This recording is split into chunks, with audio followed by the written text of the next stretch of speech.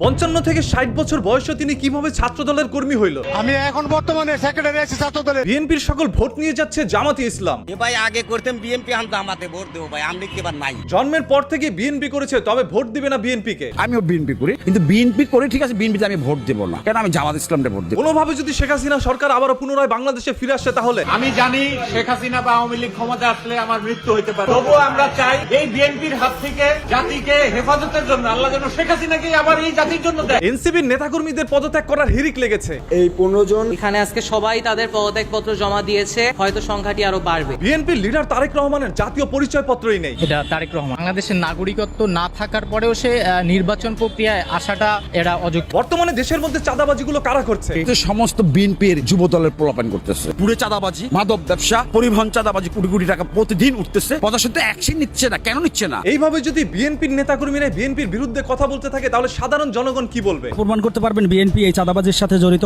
আমার প্রমাণের দরকার নেই, সারা দেশের মানুষ দেখতেছে। এনসিপি নাকি চাঁদাবাজ পার্টি। এনসিপি হয়ে গেছে চাঁদাবাজি যুক্ত একটা দল হয়ে গেছে, ন্যাশনাল চাঁদা পার্টি। এনসিপির বিরুদ্ধে উঠেছে নানা ধরনের অভিযোগ। 5 তারিখের আগে যাদের পায়ে জুতা ছিল না, হাতে মোবাইল ছিল না, ভালো একটি শার্ট ছিল না, প্যান্ট ছিল না, তারাই কিন্তু এখন আইফোন, ল্যাম্বরগিনি নিয়ে ঘুরে বেড়াচ্ছে। আমার জানা মতে বাংলাদেশের কেউ এখন পর্যন্ত ল্যাম্বরগিনি নিয়ে রাস্তার মধ্যে ঘুরে বেড়ায় নাই। তবে এই বোনটি কোথা থেকে জেনেছে যে ল্যাম্বরগিনি নিয়ে আসিফ মাহমুদ ঘুরে বেরিয়েছে, সেটা আমার বোধগম্য নয়। আগে পিতা পুত্রকে চালাইতো, এখন পুত্র পিতাকে চালায়, এই ধরনের একটি রাজনৈতিক সংগঠন আছে। এনসিপি একটি নতুন দল, তাদের ভুল ভ্রান্তি থাকতেই পারে, তারা রাজনীতি সম্পর্কে একটা ধারণা রাখে না। তবে আপনারা তো রাজনীতি করেন বা রাজনীতি বুঝেন, আপনাদের উচিত তাদের ভুলগুলো ধরিয়ে দেওয়া, তাদের বিরুদ্ধে এইভাবে কথা বলা না। জামায়াতে ইসলাম নাকি একসময় নেতাদের বিচির নিচে থাকতো। শিবির, জামাত এরা আপার আঁচলের নিচে ছিল, বিভিন্ন নেতা কর্মীদের লঙ্গের বিচির নিচে থেকে তারা কিন্তু রাজনীতি করছে। বিচির নিচের খবর অন্য কেউ না জানলো এই আপাটি ঠিকই জানে। বিচি সম্পর্কে কার কি ধারণা রয়েছে আপনারা একটু কমেন্ট করে জানান। তবে তার আগে চ্যানেলটাকে সাবস্ক্রাইব করে রাখেন, কারণ প্রতিদিনই এরকম লুঙ্গির নিচের খবর আপনারা পেতে পারেন।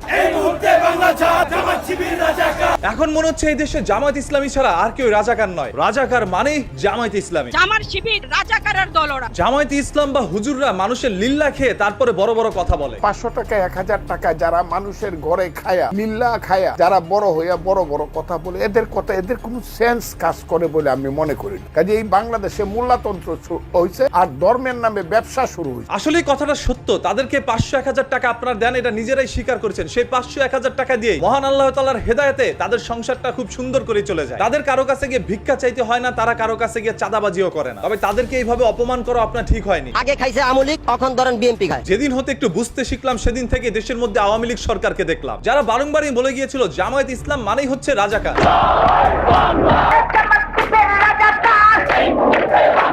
ভেবে নিয়েছিলাম আওয়ামী লীগ ব্যতীত অন্য সকল দলই বলবে